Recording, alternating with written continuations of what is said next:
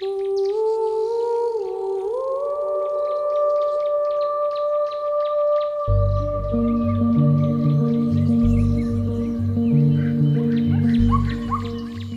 importance of protected areas ranges ecologically, economically, and socially. These are part of our natural resources that Africa is endowed with, where we actually have biodiversity. These are places, natural places that offer ecosystem services to our population.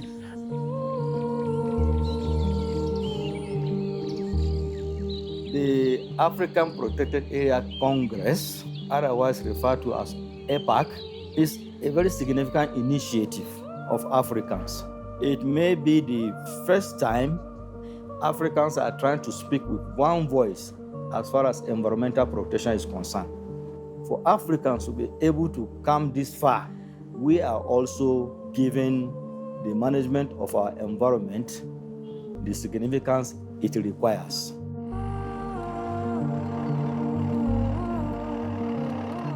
There is no single country that can ever solve the climate change challenges on its own. The impact of climate change is global, it's at that scale, and therefore requires response mechanisms and intervention at that scale as well.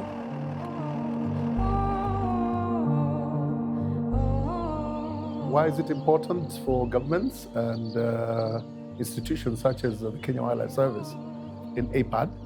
It is important because, first and foremost, whenever we go out to the world to talk about issues, wildlife, biodiversity, conservation, we must talk as one voice as Africans. Many a times we go individually. When we do that, we don't bring an agenda that is thought through as an African agenda to be able to do this. So this kind of working sessions are very important because then they help us to be able to bring together all the ideas that the African continent wants to take over to the world, so that then we can discuss these issues out there as one voice, with one voice. By the time the APAC is launched, and the 53 or 54 countries in Africa are participating, we are sure we'll be operating on the same wavelength and be singing the same song. We're acting now because there are certain issues that are very critical at the moment that are affecting all of us as Africans. Climate change is one of them. It cuts across boundaries. And so what affects, probably, if I use Kenya as an example, will affect the countries around Kenya as well.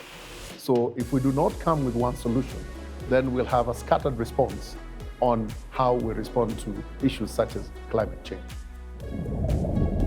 La biodiversité est en grande menace de façon globale, en tout cas dans nos régions. Et ces menaces dépendent d'une région à une autre.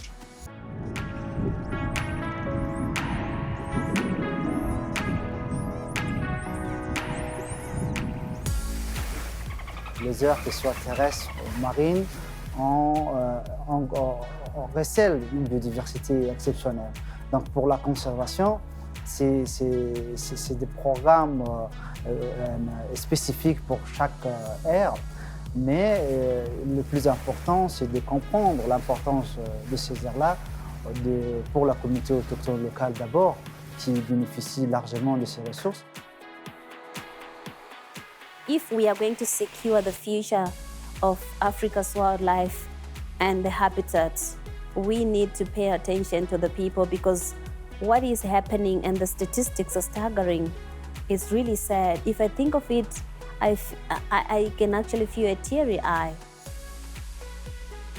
My call to action is for every African to support this movement, buy into it, and ensure that the dream materializes.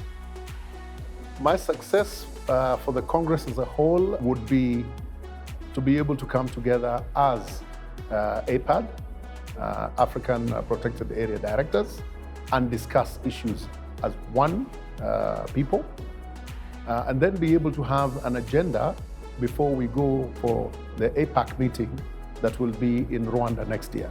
Have the Congress in Rwanda before we go to the engagement out there in the world, where we then speak as an African voice. I call upon all African directors, protected area directors, to register and attend. We need to harness being one voice and building resilience and sustainability. Register for African Protected Areas Congress.